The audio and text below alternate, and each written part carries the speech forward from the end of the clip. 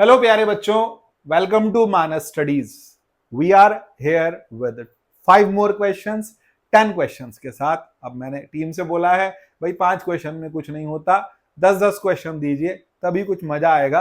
अभी तो 5 क्वेश्चन में तो ऐसे लगता है कुछ हुआ ही नहीं, फिजिक्स को हमने टच ही नहीं किया। तो डेली 10-10 क्वेश्चन हम सॉल्व करेंगे। NEET PYQs, different year questions, academics में भी ये हेल्प करेगा। तो क्वेश्चंस करने की टेक्निक्स हैं वो आप समझते चलिए। आइए देखते हैं पहला क्वेश्चन।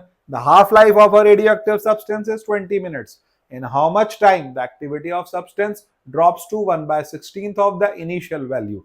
तो भैया यहाँ जो फार्मूला लगता है वो लगता है n is equal to n naught into 1/2 की पावर n। तो यहां आ जाएगा n naught by 16 is equal to n naught into 1/2 की पावर n। तो यहां आ गया 1/2 की पावर 4 इज इक्वल टू 1/2 की पावर n। n आ गया मेरे पास 4। 4 हाफ लाइफ बीत गई, तो इसका मतलब एक हाफ लाइफ कितनी है 20, तो 4 कितनी होगी 2 चौक 8, 80। 80 minutes will be the answer. Let's go to the next question. Question number 2 पर आते हैं। क्वेश्चन 2 में क्या कहता है, मेटल वायर हैज मास दिया है, साथ में एरर भी दी है, रेडियस दी है, एरर भी दी है, लेंथ दी है, एरर भी दी है। Percentage possible error in the measurement of density. भाई इसका वॉल्यूम डेंसिटी का फार्मूला क्या होगा। देखिए नीट एस्पिरेंट्स को मैं ये बात बता देना चाहता हूं कि आपको लॉग लगा के डिफरेंशिएट करना अगर आप सीख जाए तो इससे अच्छा कुछ है नहीं। Density is equal to mass upon volume. Volume क्या होता है पाई आर स्क्वायर एल। हमने यहां लॉग लगाया, फटाफट लॉग लगेगा, देर नहीं लगेगी। Log rho is equal to log M minus log pi minus 2 log R minus log L. मैंने इसे डिफरेंशिएट कर दिया तो ये आ गया d rho upon rho is equal to 0। Log M के लिए कितना आएगा, कहता मास के लिए भी एरर दे रखा है तो मास के लिए भी एरर दिया है। इसका मतलब मैं क्या ले सकता हूं, डीएम अपॉन एम लूंगा। पाई का 0 आता है माइनस 2dr अपॉन आर हो गया और प्लस dl अपॉन एल हो गया। माइनस था, माइनस सर आपने माइनस रखा, रखने की जगह प्लस रख दिया। मैं यहां भी प्लस लगाऊंगा क्योंकि एरर कभी माइनस नहीं होती, एरर हमेशा ऐड होती है। ये बात माइनस सर की याद रखिएगा। अब डीएम अपॉन एम, तो डीएम की वैल्यू कितनी है 0.0002 अपॉन 0.4 इंटू 100 परसेंटेज में आ जाएगा। Plus 2 times d r upon r कितना है 0.001 अपॉन 0.3 इंटू 100। और उसके बाद लास्ट में जो आता है डीएल अपॉन एल, तो डीएल अपॉन एल कितना है 0.0002 अपॉन 5 और into 100। I think we can calculate the percentage from here. आराम से परसेंटेज कैलकुलेट हो जाएगा। अभी हल्के से डर रहे होंगे आप, लेकिन जब डिवाइड करेंगे 0.2 अपॉन 0.4, 0.5 आ गया। उसके बाद यहां कितना आ रहा है, तो कहता है यहां पर जो वैल्यू आ रही है 2 इंटू आर, तो 2 मल्टीप्लाइड विद ये मल्टीप्लाई है 0.001 अपॉन 0.3 इंटू 100, तो 2 इंटू ये कितना हो गया 0.1 अपॉन 0.3, तो ये आ गया 1/3। और उसके बाद 0.2 से मल्टीप्लाई करेंगे तो 2 अपॉन 5 0.4, ये आ गया 0.9 प्लस 2/3 मतलब 0.67। और यहां आ रहा है 1.57, ऐसा कुछ आ रहा है। 1.57 आंसर नहीं है, 1.6 लेंगे राउंड ऑफ करके, this will be our answer. Next question की तरफ चलते हैं। क्वेश्चन नंबर आता है 3। एरर्स का क्वेश्चन भी कभी कभी आ जाता है, ध्यान रखिएगा। क्वेश्चन के साथ में क्वेश्चन नंबर आ गया 3 को देखते हैं। In a plane electromagnetic wave traveling in free space, the electric field component oscillates sinusoidally with the frequency दे रखी है, एम्पलीट्यूड दे रखा है, इलेक्ट्रिक फील्ड का एम्पलीट्यूड दिया है 48 और आपको फ्रीक्वेंसी बताई है। फ्रीक्वेंसी की वैल्यू है 2 into 10 to the power 10 hertz. Then what is the amplitude of magnetic field. तो भाई हमारे पास स्पीड का केस भी आ गया, लेकिन यहां पर फ्रीक्वेंसी का हम क्या करें, फ्रीक्वेंसी की तो जरूरत नहीं है हमारे पास, तो बहुत सीधे सीधे फार्मूला होता है C is equal to E naught upon B naught. तो B naught is equal to कितना होगा E naught divided by C। तो ई नॉट की वैल्यू कितनी दी है हमारे पास 48 divided by 3 into 10 to the power 8। तो इसका मतलब क्या आ गया, ये आ गया 16 into 10 to the power -8, 1.6 into 10 to the power -7। ऐसा कोई आंसर है, बिल्कुल होगा। आंसर क्यों नहीं होगा, 1.6 into 10 to the power -7 will be the answer. Let's go to the next question. Question number आ गया मेरा 4। The temperature of a gas is -50 degree centigrade. To what temperature should it be heated that the RMS speed is increased by 3 times? तो इसका मतलब क्या हो गया कि पहले टेम्परेचर तो कहता है V1/V2 इज इक्वल टू कितना होता है, कहता है √T1/T2 होता है।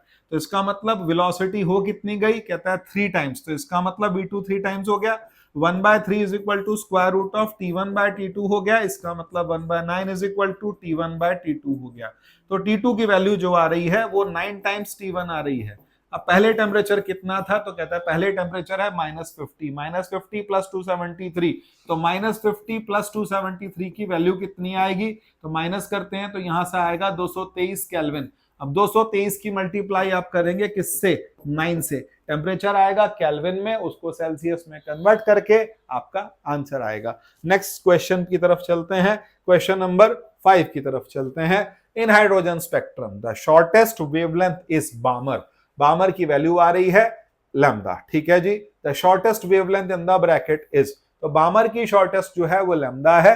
तो shortest wavelength in Brackett series कितनी होगी, तो भाई बामर के लिए पहला आता है लाइमन, फिर आता है बामर। तो इसका मतलब बामर के लिए हमारे को जो वेवलेंथ आ रही थी वो 1/λ इज इक्वल टू कितनी आ रही है, 1/2 स्क्वायर माइनस आर की वैल्यू रखेंगे और इंटू एन स्क्वायर। यहां पर हमने एन ले लिया। अब दूसरा केस कहता है ब्रैकेट के लिए कितनी होगी, तो यहां पर हम यूं ले लें कि अगर हमारे पास में n जो है वो इंफिनिटी है तो लैम्डा की वैल्यू कितनी आ रही है, लैम्डा की वैल्यू आ रही है हमारे पास में, या फिर r की वैल्यू कितनी आएगी, तो r की वैल्यू हमारे पास आ रही है 4/λ, r की वैल्यू आ गई। अब दूसरा केस निकलता है, मुझको किसके लिए निकालना है, शॉर्टेस्ट वेवलेंथ इन लाइमन, बामर, पास्चन, ब्रैकेट। ब्रैकेट के लिए n1 की वैल्यू आएगी 4। तो इसका मतलब 1/λ' is equal to r into 1/4 का स्क्वायर माइनस 1/इंफिनिटी या 1/इंफिनिटी का स्क्वायर। तो वैल्यू कितनी मिल जाएगी मेरे को, ये पार्ट तो 0 हो गया। r की वैल्यू कितनी है, 4/λ इंटू 1/16।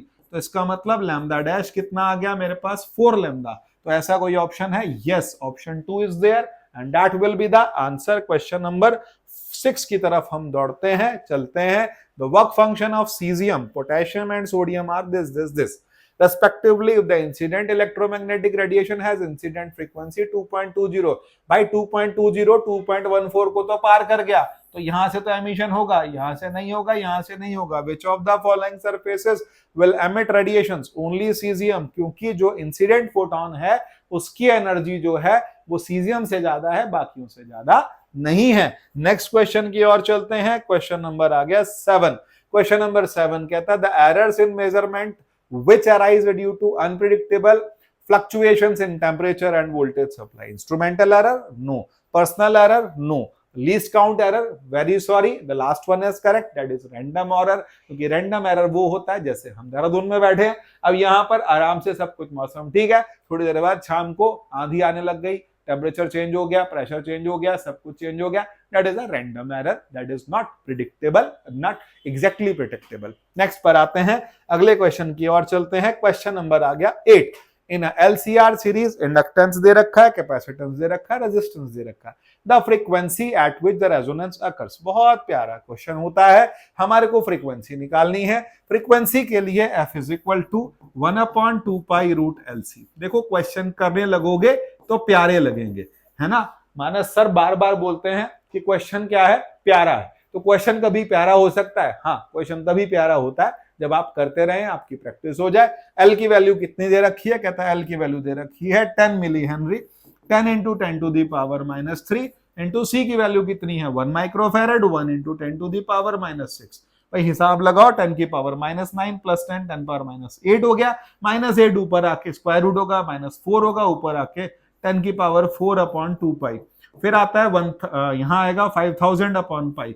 5000/पाई का मतलब क्या हो गया, हमारे को फ्रीक्वेंसी चेक करनी है, तो फ्रीक्वेंसी 5000/पाई में हम कैसे निकाल सकते हैं, तो 5/पाई। तो 5/पाई का मतलब 5/3.14। अब 5/3.14 की वैल्यू जो आएगी वो आएगी मेरे पास में 1.59 किलोहर्ट्ज। मैं आराम से प्रिडिक्ट कर सकता हूं, मेरा आंसर आ गया।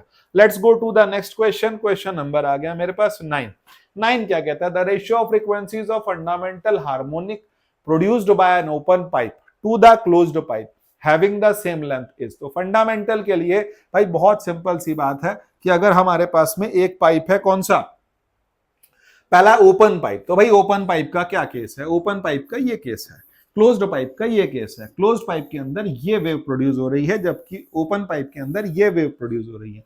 यहां की और यहां की फ्रीक्वेंसीज का अगर आप रेशियो देखते हैं तो रेशियो कितना आता है हमारे पास में, 2:1 आता है।